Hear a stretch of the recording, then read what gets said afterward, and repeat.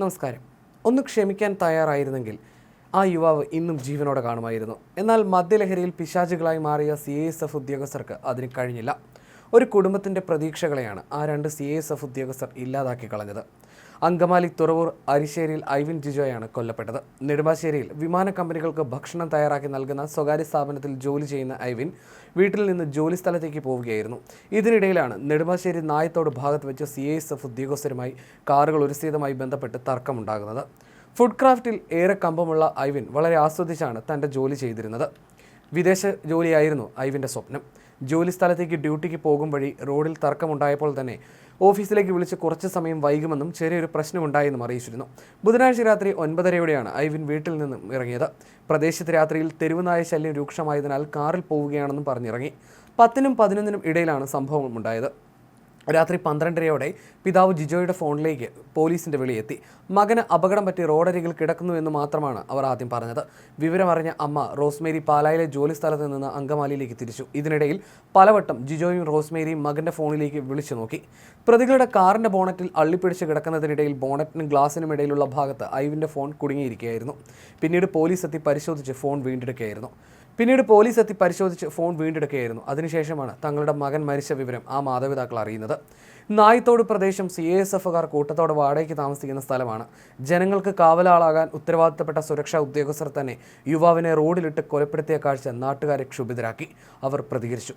ഐവിൻ ജിജോയുടെ മരണത്തിന് കാരണമായത് തലക്കേറ്റ പരിക്കാണ്. തല മതിലിലോ മറ്റോ ഇടിച്ചതായിട്ട് സംശയിക്കുന്നുണ്ട്. ശരീരത്തിൽ മറ്റു പരിക്കുകൾ ഉണ്ടെന്നും പോസ്റ്റ്മോർട്ടം റിപ്പോർട്ടിൽ പറയുന്നു.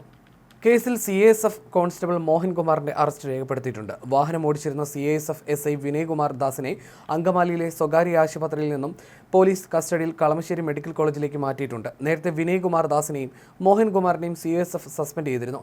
ഫിസിയോതെറാപ്പിസ്റ്റാണ് ഐവിൻ്റെ പിതാവ് ജിജോ ജെയിംസ്. മാതാവ് റോസ്മേരി പാലാ മാർസ്ലീവ മെഡിസിറ്റിയിലെ നഴ്സുമാണ്. സംസ്കാരം ഇന്ന് ഉച്ചകഴിഞ്ഞ് 2:30 തുറവൂർ സെന്റ് അഗസ്റ്റിൻ പള്ളിയിൽ നടക്കും. അലീനയാണ് ഐവിൻ്റെ ഏക സഹോദരി. അപകട മരണമാണെന്ന് കരുതിയ സംഭവമാണ് പിന്നീട് കൊലപാതകമാണെന്ന് കണ്ടെത്തുന്നത്. സംഭവത്തിൽ CISF ആഭ്യന്തര അന്വേഷണം പ്രഖ്യാപിച്ചിട്ടുണ്ട്. കേസുമായി ബന്ധപ്പെട്ട് കേരള പോലീസുമായി പൂർണ്ണമായി സഹകരിക്കുമെന്നും ചെന്നൈയിലെ എയർപോർട്ട് ദക്ഷിണ മേഖല ആസ്ഥാനത്ത് നിന്ന് deputy inspector general R Punni IPS പുറത്തിറക്കിയ വാർത്താക്കുറിപ്പിൽ പറയുന്നു. നായത്തോട് ഭാഗത്ത് വെച്ച് CISF ഉദ്യോഗസ്ഥർ ഐവിനെ ഇടിച്ചു തെറിപ്പിക്കുകയും കാറിന്റെ ബോണറ്റിൽ 1 കിലോമീറ്ററോളം വലിച്ചു കൊണ്ടുപോവുകയും ചെയ്തിരുന്നു. നെടുമ്പാശ്ശേരി വിമാനത്താവളത്തിൽ ജോലി ചെയ്യുന്നവരാണ് അറസ്റ്റിലായ വിനകുമാർ ദാസും കോൺസ്റ്റബിൾ മോഹനും. ബീഹാർ സ്വദേശികളാണ് ഇരുവരുമെന്നും റൂറൽ SP M ഹേമലത പറഞ്ഞു. കാർ ഓവർടേക്ക് ചെയ്യുന്നതിനിടെ ഉരസിയതാണ് തർക്കത്തിൽ കലാശിച്ചത്. കാർ ഇങ്ങനെയാണോ ഓവർടേക്ക് ചെയ്യുന്നത് എന്ന ഐവിൻ്റെ ചോദ്യത്തിന് ഇങ്ങനെയാണെന്നായിരുന്നു CISFകാരുടെ മറുപടി. CISFകാർ വാഹനം തിരിച്ചു കൊണ്ടുപോകാൻ ശ്രമിച്ചപ്പോൾ ഐവിൻ തടസ്സം നിന്നു. ഇവരുടെ കാറിൻ്റെ മുന്നിൽ കയറി നിന്ന് ഫോണിൽ ഇവരുടെ ദൃശ്യങ്ങൾ പകർത്തി. ഇതോടെ CISFകാർ ഐവിനെ ഇടിച്ചു തെറിപ്പിച്ച് ബോണറ്റിലേക്കിട്ട് അതിവേഗത്തിൽ ഓടിച്ചു പാഞ്ഞു പോവുകയായിരുന്നു.